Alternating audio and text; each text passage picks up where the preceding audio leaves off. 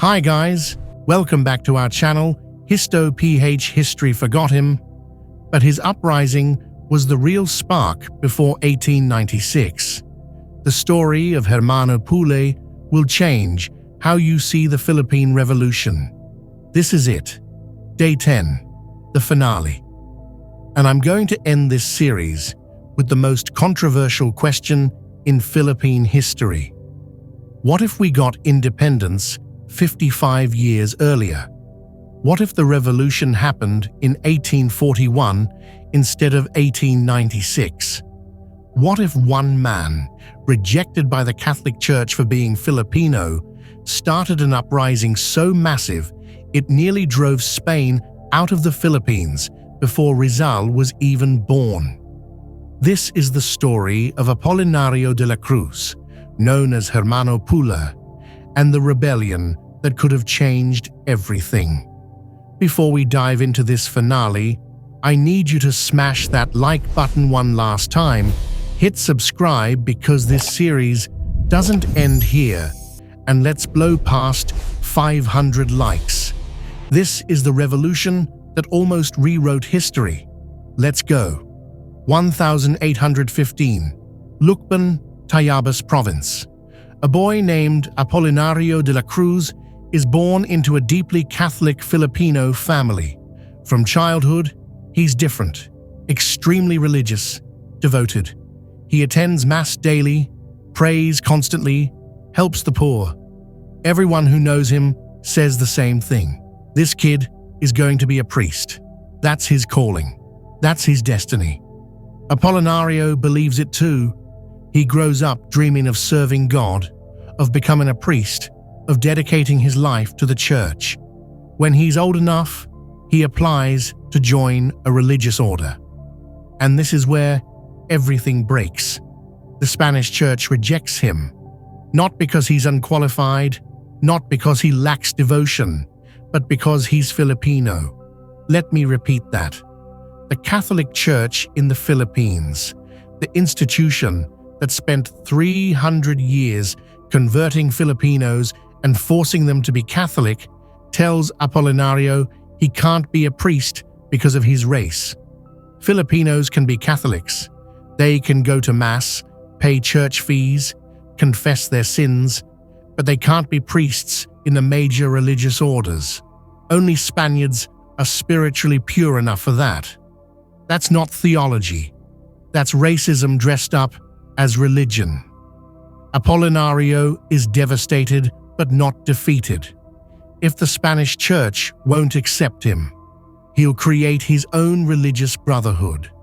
1832, he founds the Cofradia de San Jose, the Brotherhood of St. Joseph.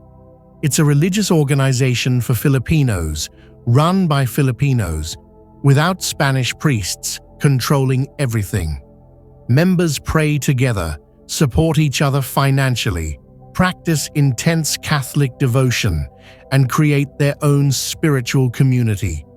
This isn't heresy. This isn't rebellion. This is Filipinos saying, we can be Catholic without Spanish permission. What do you think? Was Hermano Pule a rebel or a reformer? Drop your thoughts below. I read every comment, because your perspective helps shape what story we uncover next. The Cofradia explodes in popularity. Within years, thousands of Filipinos join. They build their own chapel near Mount Banahaw, a mountain considered sacred even before Spanish colonization. They hold their own services, elect their own leaders, practice Catholicism mixed with indigenous spiritual traditions. Hermano Pule becomes a religious leader with massive popular following. The Cofradia isn't trying to overthrow Spain. They're just claiming the right to worship God as Filipinos, not as colonial subjects needing Spanish supervision. The Spanish church absolutely panics. A Filipino-led religious organization outside their control. Unacceptable. If Filipinos can organize their own churches, what stops them from organizing their own government? 1840, The colonial government declares the Cofradia illegal. They order it dissolved immediately. They demand members abandon Hermano Pule and return to Spanish-controlled churches. Hermano Pule refuses. This is faith, not politics. They've broken no laws. They just want to worship together. October 1841. Spanish authorities send troops to arrest Hermano Pule and destroy the Cofradia compound. When soldiers arrive at Mount Banahaw, they expect to find religious devotees who'll surrender peacefully. Instead, they find thousands of Filipinos ready to fight. The Cofrades, armed with bolos, spears, and a few captured weapons, drive the Spanish soldiers back. This is the beginning of the Tayabas Uprising, one of the largest Filipino rebellions in the 19th century. Here's where the numbers get absolutely insane. At its peak, the Cofradia has between 20 and 25,000 members willing to fight. These aren't professional soldiers. They're farmers, workers, regular Filipinos who believe in Hermano Pule's vision so deeply they're willing to die for it. They organize themselves into military units with remarkable discipline. They attack Spanish garrisons, liberate towns, and briefly control significant territory across Tayabas, Laguna, and Batangas provinces. What makes the Tayabas Uprising terrifying to Spanish authorities is its religious foundation. This isn't political revolution. This is holy war. The Cofrades believe they're fighting for God, that Hermano Pule is divinely inspired, that their cause is sacred. That conviction makes people fight with insane determination. Spanish soldiers report Cofrades charging into gunfire, believing faith protects them. When you're fighting people who think death is martyrdom, military superiority matters less. Spain responds with overwhelming force. Thousands of Spanish and Filipino troops, artillery, systematic military tactics. The battles are brutal. The Cofrades fight with desperate courage, but Spanish military technology eventually wins. By November 1841, Spanish forces push the rebellion back to Mount Banahaw. The final battle is a massacre. Spanish troops storm the Cofradia compound, killing thousands. November 4th, 1841, Hermano Pule is captured. Same day, he's executed by hanging. His body is beheaded and his head displayed publicly as a warning. The Cofradia is crushed. The uprising is over. But here's the question that should haunt you. What if they had won? The Tayabas Uprising happened in 1841, 55 years before the Philippine Revolution. If the Cofradia had succeeded, if they'd managed to hold territory and spread the rebellion further, Spanish rule might have ended in the 1840s. The Philippines might have avoided the Philippine-American War. Our entire history could be different. One religious leader, rejected by racist church policies, came within reach of expelling Spain half a century early. The uprising also reveals something crucial about Filipino resistance. This was 1841, 55 years before Rizal's execution, 65 years before Bonifacio founded the Katipunan. The standard narrative says Filipino nationalism began with the Ilustrados in the 1880s and 90s. But here's Hermano Pule in 1841, with 20,000 followers, willing to die fighting Spanish rule. Filipino revolutionary consciousness didn't start with educated elites. It was already there, burning in the provinces, led by ordinary people. The religious dimension matters. The Spanish didn't just colonize politically and economically, they colonized spiritually.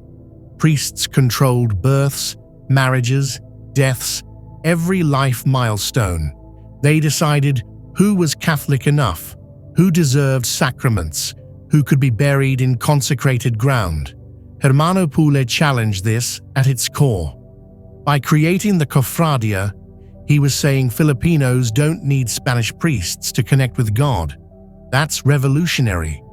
The Cofradia also mixed Catholic and indigenous spirituality. Mount Banahao was sacred before Christianity arrived. Many cofrades combined Catholic devotion with older spiritual practices.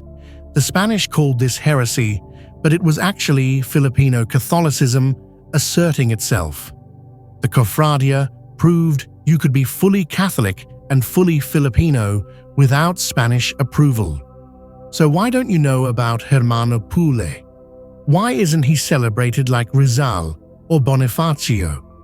Because he's religiously complicated. The uprising challenged both Spanish colonialism and the Catholic Church as an institution. Philippine nationalism has always had an uncomfortable relationship with Catholicism, both embracing it as Filipino identity and recognizing its colonial role. Hermano Pule doesn't fit neatly into either category. The uprising also challenges the timeline. If Filipino revolutionary consciousness existed in 1841, what do we do with narratives that credit the Ilustrados? Hermano Pule wasn't educated in Europe. He didn't write novels. He organized poor Filipinos through religious devotion. That's a different kind of resistance than what textbooks celebrate. But Apolinario de la Cruz deserves to be remembered as a revolutionary hero. Spanish racism told him Filipinos weren't good enough to be priests. He created a brotherhood where all Filipinos were equal before God. When Spain tried to crush it, 20,000 people fought back. He died defending Filipino spiritual autonomy. That's revolutionary. If this 10-day journey through hidden Philippine history changed how you see your country, if you're angry these stories aren't taught, if you're proud of what your ancestors did, I need you to do something right now. Hit that like button, subscribe to this channel, share this entire series. We've covered 900 AD to 1901, ancient inscriptions to stolen church bells, 85-year rebellions to bloodless revolutions. This is your history. These are your heroes. Don't let them be forgotten again. From Francisco Dagohoy's 85 years to Hermano Pule's 20,000 fighters, from Gregoria de Jesus' hidden revolution documents to the Negros elite winning with one letter, Filipino resistance has always been more complex, more persistent, and more brilliant than anyone teaches. 10 days, 10 stories, 1,000 years of proof that Filipinos have always fought back. Remember them, honor them, share them. This is Hidden Philippine History. We're not done. More stories coming.